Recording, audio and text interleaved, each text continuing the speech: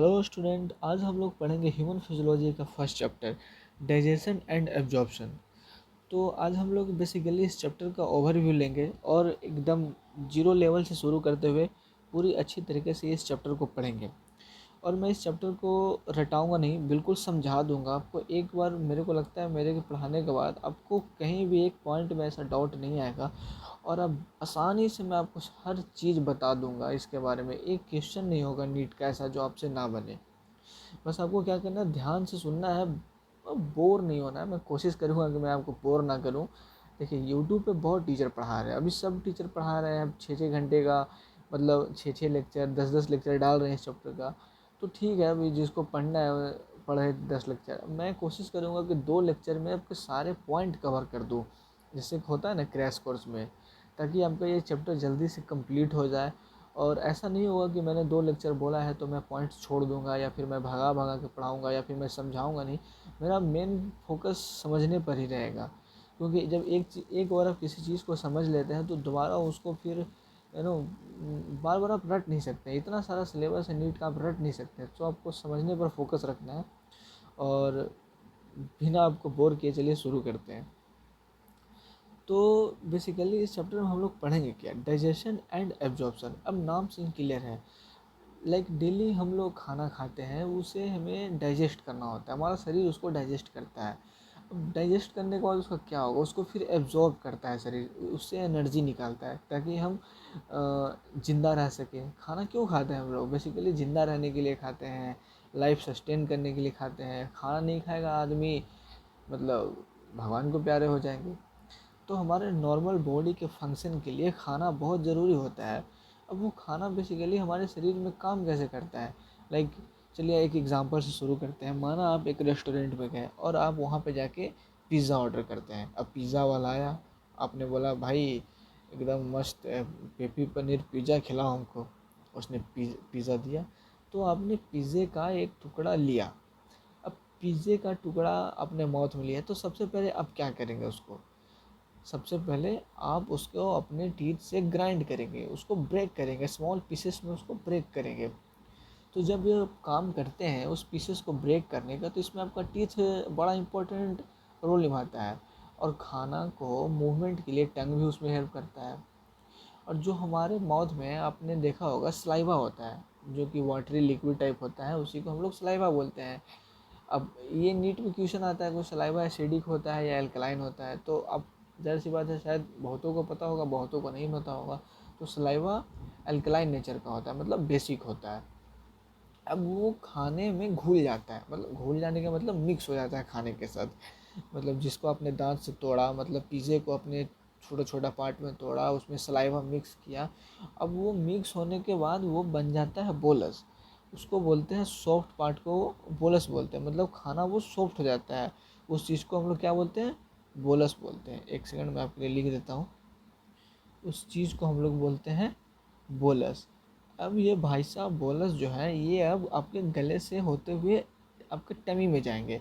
अब टमी में जाने के साथ अब सबसे पहला वो क्या बोलते हैं, क्या बोलेंगे इस चीज़ को, मतलब परेशानी क्या आएगी कि अब खाना आपके गले मतलब लंग्स में ना चला जाए, है ना। खाना है भाई साहब, उसको थोड़ी पता है कि अब उसको कैसे पता होगा कि हमको इस पाइप एसोफेगस में जाना है या फिर वो रास्ता भटक गया, वो ट्रैकिया में चला गया, ट्रैकिया के होते हुए लंग्स में चला गया।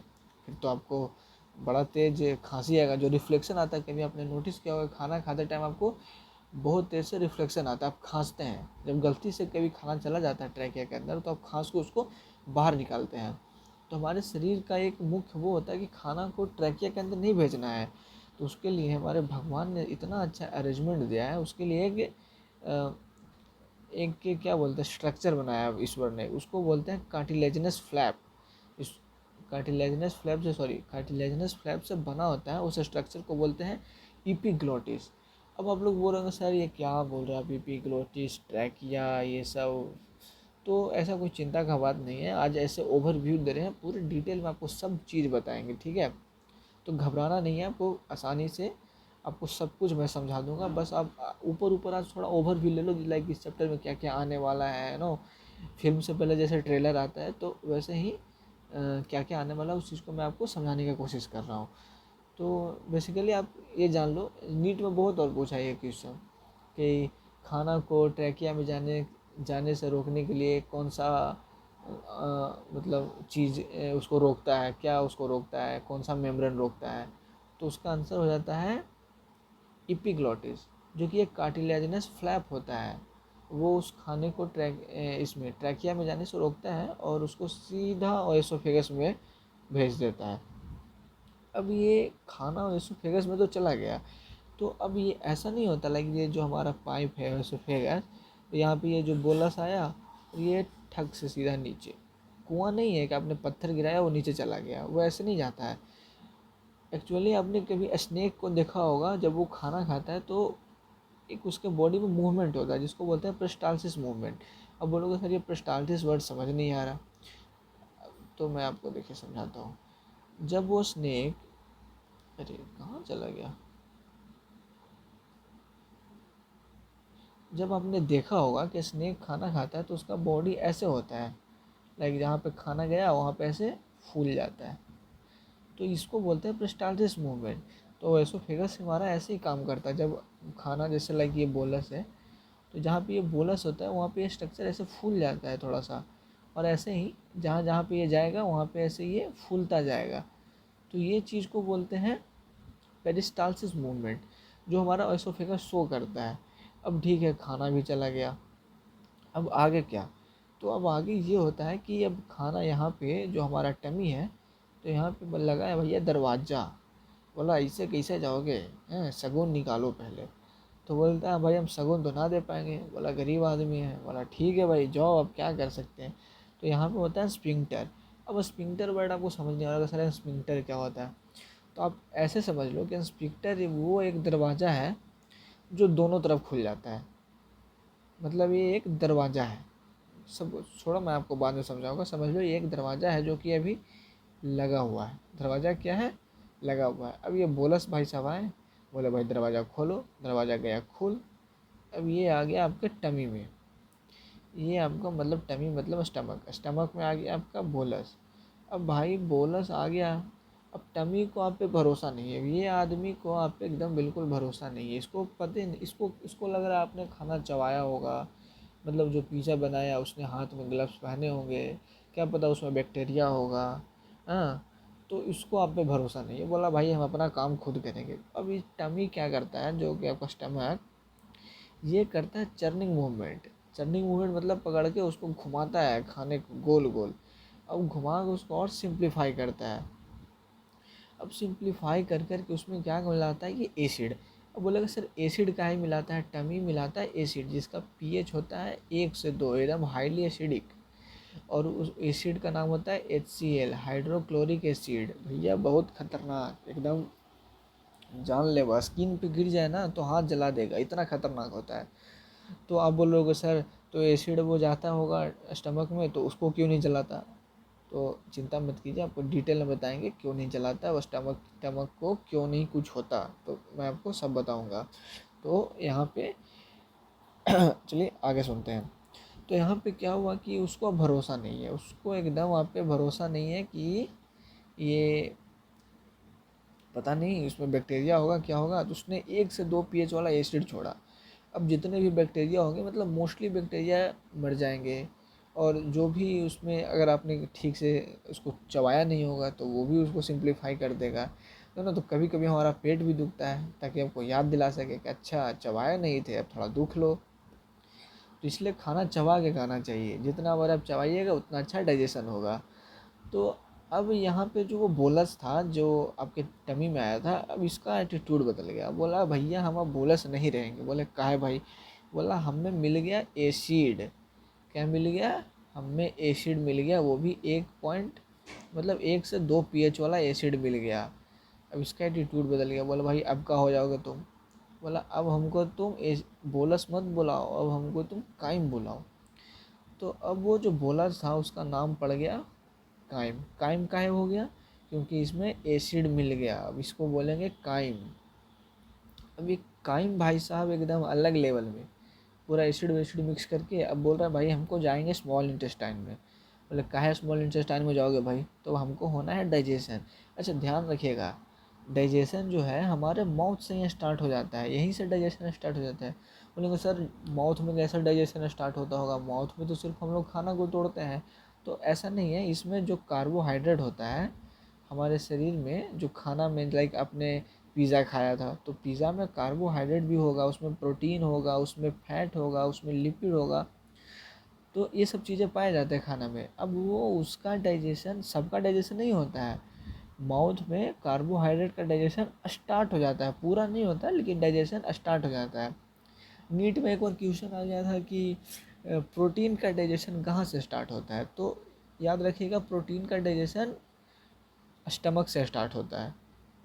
तो ये आपको पता होना चाहिए, ये सब क्वेश्चन पूछ लिए जाते हैं कि कार्बोहाइड्रेट का डाइजेशन कहाँ से स्टार्ट होता है, तो आपको पता होना चाहिए माउथ से ही कार्बोहाइड्रेट का डाइजेशन स्टार्ट हो जाता है। जो कि जो सलाइवा होता है हमारे माउथ में वो हेल्प करता है डाइजेशन में, उसमें एंजाइम पाए जाते हैं। बाद में हम लोग पढ़ेंगे डिटेल में, अभी तो आज ओवरव्यू ले रहे हैं ना, तो अभी बाद में सब कुछ पढ़ेंगे आराम से, कोई दिक्कत नहीं है।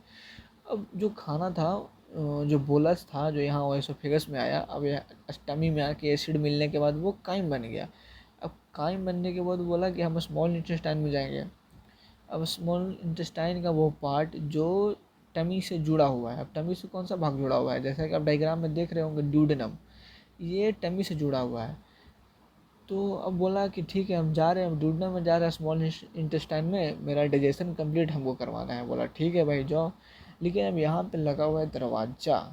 क्या लगा हुआ है, दरवाज़ा। एक दरवाज़ा कहाँ मिला था, यहाँ पे, और एक दरवाज़ा यहाँ पे, ये भी स्फिंक्टर है। दरवाज़ा को हम लोग क्या बोलते हैं, स्फिंक्टर। दरवाज़ा क्या बोलते हैं, स्फिंक्टर। तो अब बोला ठीक है भाई, तो यहाँ से दरवाज़ा खोला, ये गया ड्यूडेनम में। अब ड्यूडेनम में जाने के बाद इसका तो रंग ही बदल गया। रंग क्या बदल गया कि बोला अब हम पचना स्टार्ट हो जाएंगे। बोले भाई पचो। अब डाइजेशन स्टार्ट हो गया। अब डाइजेशन, अब याद रखिएगा स्मॉल इंटेस्टाइन में कंप्लीट डाइजेशन हो जाता है, जितना भी डाइजेशन होना होता है स्मॉल इंटेस्टाइन में हो जाता है। अब बोलोगे सर ये लीवर का क्या काम है जो दिया हुआ है, हाँ पेनक्रियाज का क्या काम है, तो ये सब क्यों क्या काम करते हैं, गॉल ब्लाडर है इसका क्या काम है, तो ये सब डाइजेशन में हेल्प करते हैं। अब क्या हेल्प करते हैं, कैसे हेल्प करते हैं, ये सब भी हम लोग जानेंगे नेक्स्ट वीडियो में। आज ऐसे ओवरव्यू ले रहे हैं लाइक डाइजेशन और एब्जॉर्प्शन में होता क्या है। तो ठीक है, मेरा गला सूख रहा है, एक सेकंड थोड़ा पानी पी लेते हैं। हाँ, तो अभी क्या हुआ कि स्मॉल इंटेस्टाइन में गया, नीट में क्वेश्चन आएगा कि कंप्लीट डाइजेशन कहाँ होता है। तो कंप्लीट डाइजेशन आप लोग याद रखिएगा स्मॉल इंटेस्टाइन में होता है भाई साहब, स्मॉल इंटेस्टाइन में। अब इसका कंप्लीट डाइजेशन हो गया। अब खाना गया कहाँ, लार्ज इंटेस्टाइन में। लार्ज इंटेस्टाइन का कौन सा पार्ट है जो कि स्मॉल इंटेस्टाइन से जुड़ा हुआ है, तो आप लोग देखिए इस डायग्राम में, यहाँ पे कि मैं आपको सीकम के पास, यहाँ पे स्मॉल इंटेस्टाइन का सीकम से जुड़ा होता है। अब सीकम से जुड़ा हुआ है, खाना गया सीकम में, उसके बाद ये घूमा घूमा पूरा ऊपर से एकदम ऐसे ऐसे घूम के यहाँ पे लास्ट में स्टूल के माध्यम से बाहर निकल गया। तो बोला कि सर ठीक है हमको समझ में आ गया, स्मॉल इंटेस्टाइन में कंप्लीट डाइजेशन हो गया, टमी में एसिड मिल गया, ये सब हो गया। तो लार्ज इंटेस्टाइन ने क्या किया, यहाँ पे सवाल आता है लार्ज इंटेस्टाइन क्या करता है। तो लार्ज इंटेस्टाइन जो आपने खाना खाया था, जो वो बोलस था फिर वो काइम बन गया, तो उसमें जो वाटर का कंटेंट था, तो शरीर के लिए पानी बहुत आवश्यक होता है, वो लॉस नहीं कर सकता। तो जो लार्ज इंटेस्टाइन होता है वो पानी को एब्जॉर्ब कर लेता है उसमें से। जो यहाँ पे जब वो खाना जाता है लार्ज इंटेस्टाइन में, तो उसमें जितने वाटर उसको एब्जॉर्ब करना होता है वो एब्जॉर्ब कर लेता है। और साथ में कुछ उसके साथ जो विटामिन होते हैं, कुछ क्या बोलते हैं उसको यार, मैं बहुत थोड़ा सा वो हो रहा है, स्लिप हो रहा है माइंड से। कुछ विटामिन हो गए हैं, कुछ ड्रग्स हो गए हैं, जो इम्पोर्टेंट है हमारे शरीर के लिए, उसको एब्जॉर्ब कर लेता है स्मॉल इंटेस्टाइन, और फिर वो स्टूल बन के बाहर हो जाता है, स्टूल के माध्यम से बाहर हो जाता है। तो ये हमने इसका ओवरव्यू देखा। अब बात करेंगे सर, स्टेप बाय स्टेप हम लोग आज बात करेंगे। तो एक काम करते हैं, आज अब वीडियो तो बहुत 15 मिनट का हो गया है, कोई बात नहीं, आज हम लोग टीथ पढ़ लेते हैं, टीथ तक रखेंगे, उसके बाद फिर नेक्स्ट वीडियो में आगे का पार्ट कैरी करेंगे। बोलेंगे सर आप टीथ से क्यों स्टार्ट कर रहे हो? क्योंकि हमने खाना स्टार्ट ही किया था टीथ से, उसको ग्राइंड करके। एक काम करते हैं, आज यहीं पे रोक देते हैं ओवरव्यू आज का, यही इतना ही। अगर आपको वीडियो अच्छी लगी हो तो लाइक करें। और मैं कुछ बताना चाहूँगा कि मेरा ये फर्स्ट टाइम है, मैंने आज से पहले कभी किसी को कुछ नहीं पढ़ाया है। मेरा कोई एक्सपीरियंस नहीं है पढ़ाने का, लेकिन क्या बोलते हैं, मेरा फर्स्ट टाइम है। तो शायद मैं थोड़ा सा वो नर्वस था। मेरे को एक तो ऑनलाइन में ऐसे पढ़ाना बोलना खुद से ही, सामने कोई बैठा हो तो उसको पढ़ाने में थोड़ा आसानी होता है, बट खुद से बोलना कि इमेजिन करना कि आपको समझ में आ रहा होगा, वो थोड़ा मुश्किल होता है। तो आप थोड़ा सा कोऑपरेट करना। नेक्स्ट वीडियो में थोड़ा मैं और आसानी से आपको समझाने की कोशिश करूँगा। शायद अगर आपको लग रहा होगा कि मैं थोड़ा फास्ट हूँ या फिर कुछ ऐसा कि नहीं यार मज़ा नहीं आ रहा, तो मेरा ये फर्स्ट टाइम है तो शायद ऐसा इसलिए हो सकता है। तो आप लोग जज मत करना। सिंपली अगर आपको समझ में आ रहा होगा, अगर आपको कुछ क्वेश्चंस बन रहे होंगे, ऐसा नहीं आज मैंने पढ़ाया होगा ऐसा नहीं इससे एक भी क्वेश्चन, इससे मतलब एक आपने एक ओवरव्यू लिया तो आपके बहुत सारे एक माइंड मैप तैयार हो जाता है, हमें इसमें क्या क्या पढ़ना है, कैसे क्या होगा, तो क्वेश्चन आपके बनेंगे। ठीक है, तो फिर अगले वीडियो में मिलेंगे, और तब तक के लिए धन्यवाद।